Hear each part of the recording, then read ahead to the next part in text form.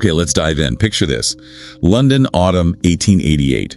A city of, well, incredible contrast. You've got the gaslit grand streets, and then just, a stone's throw east, you land in Whitechapel. Totally different world. Yeah, the sources really paint that picture. Whitechapel, poverty, crime, pretty grim conditions, but also like buzzing with life in its own way. A tough place to just get by. And the sources also really hammer home the level of prostitution there. And what's truly bleak is how often violence against these women just wasn't reported. Exactly. That indifference, societal indifference, it created this blind spot, a low surveillance zone, basically. Which is critical context, right? Because while violence wasn't uncommon, tragically, no. These killings, starting August 88, they were something else. The sources say they stood out, marked by this unprecedented, almost sadistic level of butchery. Absolutely. And the fact is, the person responsible was never definitively identified. Which is why we're doing this deep dive. Using the source materials, we want to unpack this mystery that still grips us. Looking at the victims, the killer's signature, the police hunt, those infamous letters, the suspects. And acknowledging the huge challenge, which the sources constantly remind us of. Really limited evidence, conflicting stories from the time. It's messy. Okay, so where do we start?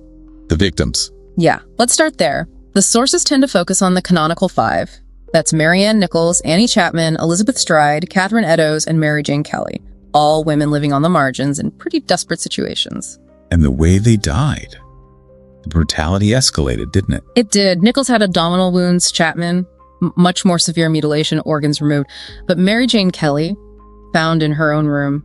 Which she gave the killer time. Hours. The sources describe just extreme injuries, unprecedented butchery. It's horrific. And that ties into the killer's signature, right? The mutilations, removing organs, uterus, kidney, that kind of thing. Made people think, okay, anatomical knowledge. That was the initial thought. Yeah, someone with medical or butchery skills. Oh. But, and this is really key, the sources you flagged raise a massive counterpoint. Oh yeah, what's that? What if? What if the organs weren't taken by the killer? What if some were removed after death? By mortuary staff, maybe, to sell. It was a known practice back then for surgical specimens. Wow, okay, that completely reframes one of the biggest clues. It really does, changes the whole interpretation. And thinking about specific events. Yeah. The double event, September 30th. Right. Chaos. Elizabeth Stride found first, throat cut, but seemingly interrupted. Maybe the killer was scared off. And then, like 45 minutes later, Catherine Eddowes, found nearby with those extensive signature mutilations. The killer wasn't interrupted that time. And Neri Ado's apron piece, that graffiti. The Golston Street graffiti. The Jews are not the men to be blamed for nothing. Spelled J-U-W-E-S. And the police reaction to that is telling. Hugely. The sources state the police commissioner ordered it washed off immediately. Why? Fear of anti-Semitic riots. Whitechapel was tense. So, a potential clue destroyed because of social pressure. Speaks volumes about the investigation's challenges. Absolutely. And think about the police tools back then. 1888. I mean... No fingerprint. Not reliably until 1901, really. Crime scene analysis. Very basic. Blood types. Couldn't distinguish them. They were working in the dark, forensically speaking. Add that to the chaos of Whitechapel. Bad information flying around. Guys like Inspector Aberline had an impossible job. Totally. And the sources even mentioned biases creeping in. Robert Anderson, head of CID, his private belief apparently was the killer was a low-class Polish Jew. Shows how preconceptions could cloud things.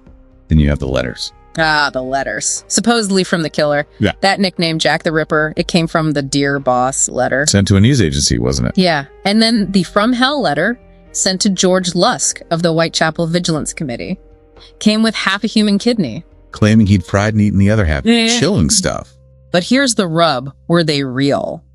The sources say police mostly thought they were hoaxes, maybe journalists trying to keep the story hot, but details linger.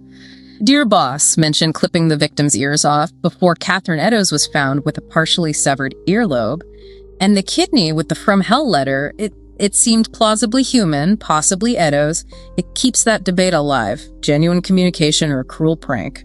So with all this, limited forensics, social chaos, maybe fake letters, it's no wonder the list of suspects is enormous. Over 100 proposed over the decades, from locals right up to, royalty. Aaron Kosminski is one name that comes up often. Right. A Polish Jew living in Whitechapel, known to have mental health issues, institutionalized around the time the murder stopped, and there have been recent DNA claims. But the sources urge caution there. Extreme caution. Experts widely dispute those DNA findings.